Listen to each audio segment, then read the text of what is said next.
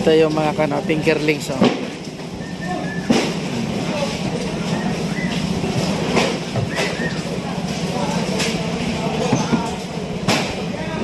Ayan, oh.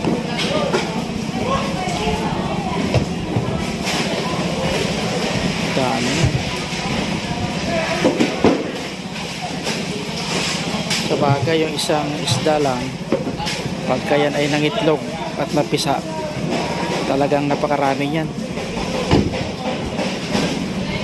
Ayan, oh. Sa tabi lang yan itong Peaceport, oh. Fingerlings. Dami.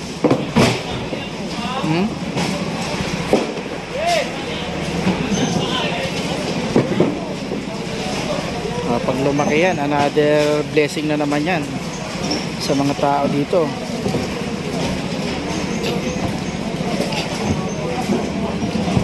Ganyan kabuti ng Panginoon sa mga tao,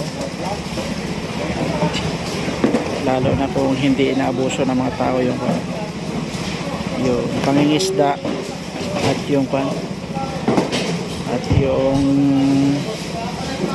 pagtatapon ng mga basura sa mga ilog at sa lawa.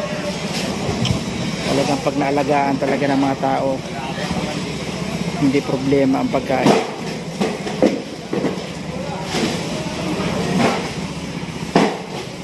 Mayaman talaga itong katabigan natin.